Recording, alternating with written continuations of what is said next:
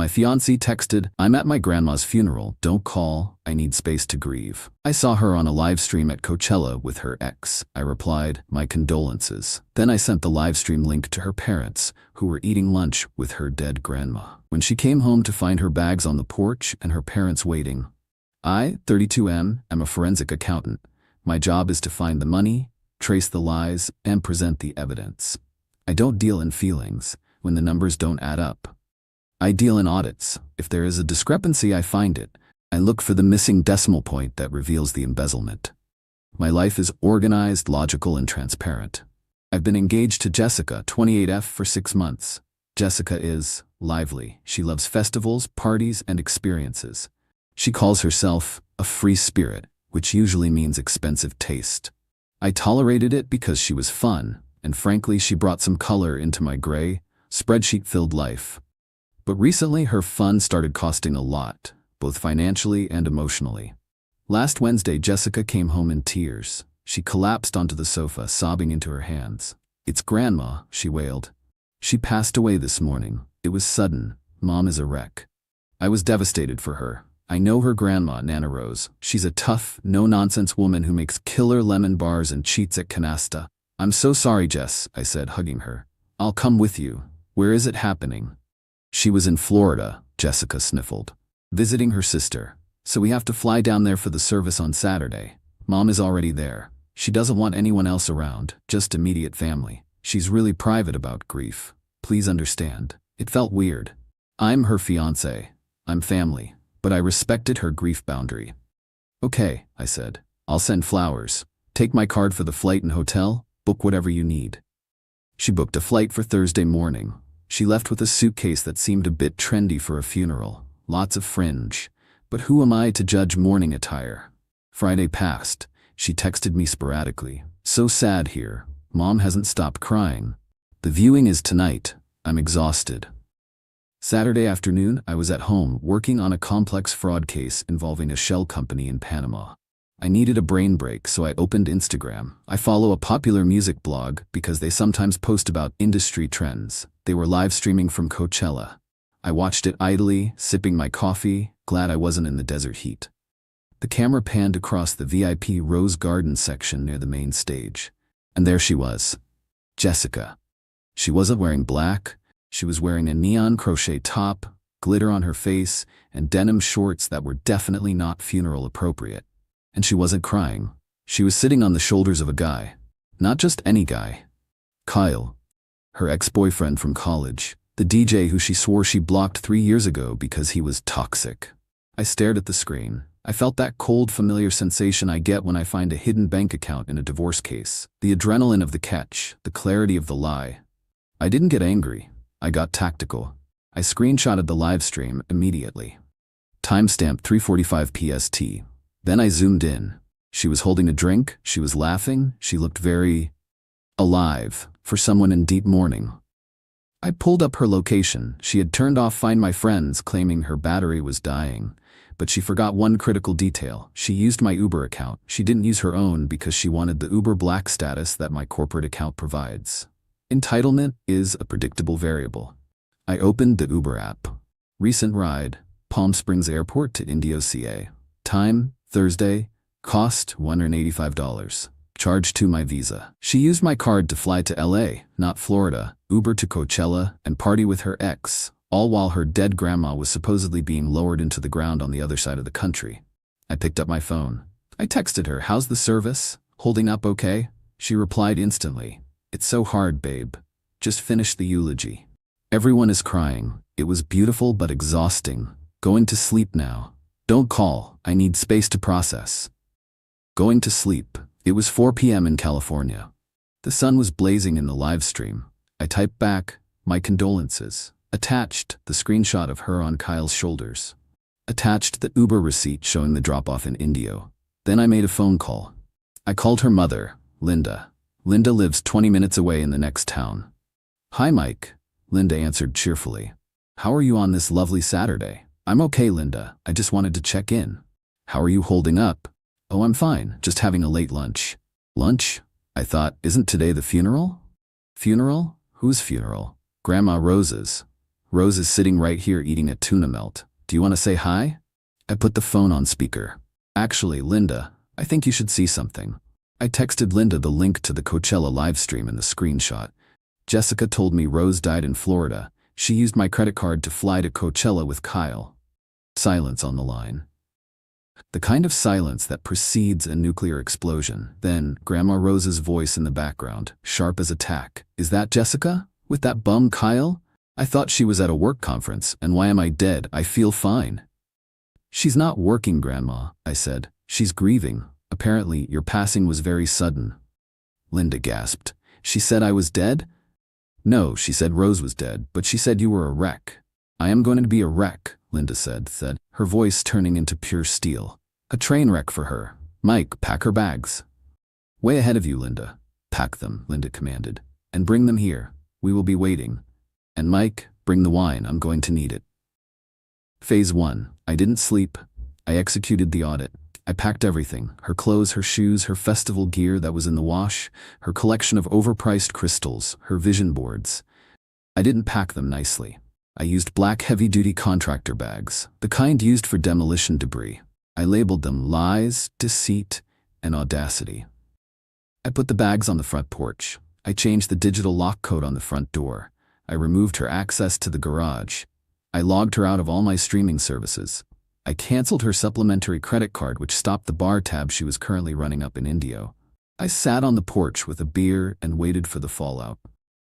Phase 2, Sunday morning. My phone blew up. 52 missed calls from Jessica. Text, Mike, please let me explain. It was a mistake. Kyle was just there. We ran into each other.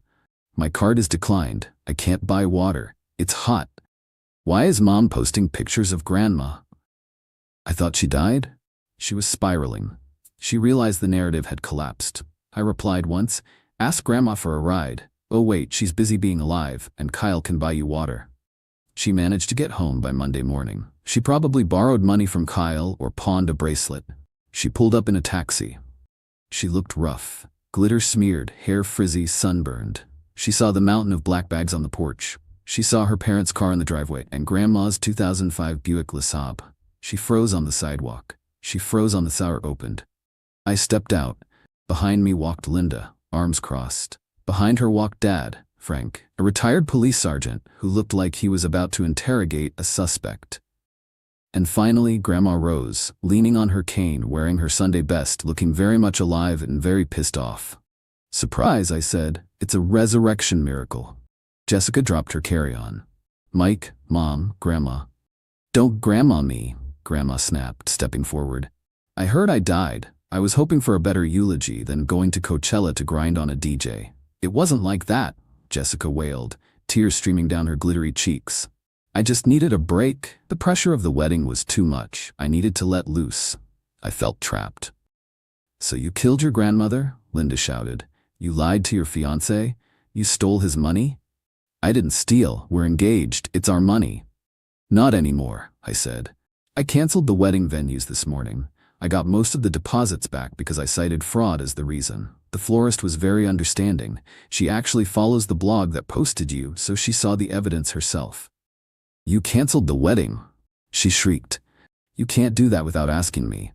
I did, just like you booked a trip to Coachella without asking me. It's called autonomy, Jessica. You love autonomy. But I love you, she sobbed, trying to push past her dad to get to me. Frank stepped in front of her like a riot shield. Don't touch him, Frank said, his voice low and dangerous. You've done enough damage. Grab your bags. Where am I going to go? You're coming home with us, Linda said, and you are going to pay Mike back every single penny. Grandma is charging you rent starting today. Grandma? Jessica looked at the old woman. Rent, Grandma confirmed, and you're cleaning my gutters and my basement, and you're driving me to bingo. Since you have so much energy for festivals, you can handle a ladder and a bingo dauber. But I'm an influencer, Jessica whined. I can't clean gutters. You're not an influencer, Grandma said. You're a disappointment. Get in the car. Phase 3. The ring and the law. Jessica loaded her trash bags into Frank's truck. It was humiliating. The neighbors were watching. Mrs. Higgins next door was recording on her iPad. She tried to keep the engagement ring. She kept her hand tucked in her pocket. The ring, I said. "That's mine," she hissed. "It was a gift." "Actually," I said, channeling my inner lawyer, "I work with them enough. In this state, an engagement ring is a conditional gift. The condition is the marriage. No marriage, no ring. And since I proposed on a random Tuesday in November and not on a holiday or birthday, it is strictly conditional. Hand it over, or Frank can explain the statutes on grand larceny to you." Frank looked at her. "He's right, Jess. Give him the ring. Don't make me call my buddies at the precinct." She pulled it off her finger. She looked at it one last time. Then she threw it at me. It bounced off my chest and landed in the grass. "I hate you," she screamed. "You're so boring. Kyle knows how to live." "Kyle lives in his mom's basement," I said, picking up the ring. "I live in a paid-off house. Enjoy the basement life."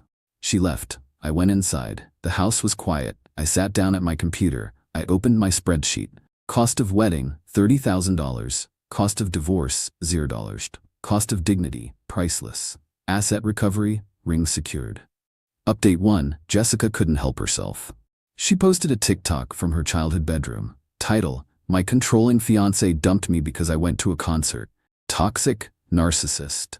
She cried. She said I was suffocating her. She said I didn't understand her creative process. She left out the dead grandma part completely. She forgot one thing. I have receipts. And I have grandma. I didn't post a video. I posted a single Instagram story. It was a side-by-side photo. Left, her text saying, "Grandma passed away. Funeral tomorrow." Right, the screenshot of her on Kyle's shoulders at Coachella with the date stamp. Caption, "When the funeral is lit but grandma is still alive. Receipts, Coachella resurrection." I tagged her. I tagged Kyle. I tagged her mom. Then Grandma Rose made an account. I helped her set it up before they left. Grandma commented on Jessica's video, "I'm not dead, dear, but your inheritance is. Clean the gutters." The internet lost its mind. Grandma entered the chat. "She killed Grandma for wristbands? Savage. Imagine lying about death to party with an ex. Grandma Rose is the GOAT." Jessica deleted her account in 2 hours. She couldn't handle the ratio. Update 2. 2 weeks later, I got a Venmo notification, $1,635 from Linda. Note, repayment for flights, Uber, Coachella ticket chargeback, and emotional damages. "Sorry about the daughter. We're working on her." I texted Linda, "Thanks. How's she doing?" Linda replied with a photo. It was Jessica, wearing oversized gardening gloves and a floppy hat, cleaning leaves out of a gutter on a ladder. Grandma was standing below, pointing at a missed spot with her cane, holding a glass of lemonade. Caption, "Rehab, Phase 1. I laughed so hard I almost choked on my coffee." Final update, 3 months later I sold the ring. I used the money to buy a new gaming setup, a nice bottle of scotch, and a weekend trip to Vegas for me and the boys. I met a girl at the gym last week. Her name is Sarah. She asked me what I do. "I'm a forensic accountant," I said. "I find discrepancies." "Sounds intense," she said. "Ever find anything crazy?" "Once found a dead grandmother at a music festival," I said. She laughed. "You're funny." I try. Sarah hates festivals. She likes hiking, and she calls her grandma every Sunday. I think this one might work out. As for Jessica, she's still living with grandma. Rumor has it she tried to sneak out last weekend to meet Kyle. Grandma caught her at the window. Grandma installed a child lock on the window. At 28 years old. Grandma doesn't play. Gentlemen, trust but verify. If she says she's grieving, check the live stream. And if she kills off a relative, make sure you send flowers to the house where that relative is eating a tuna melt.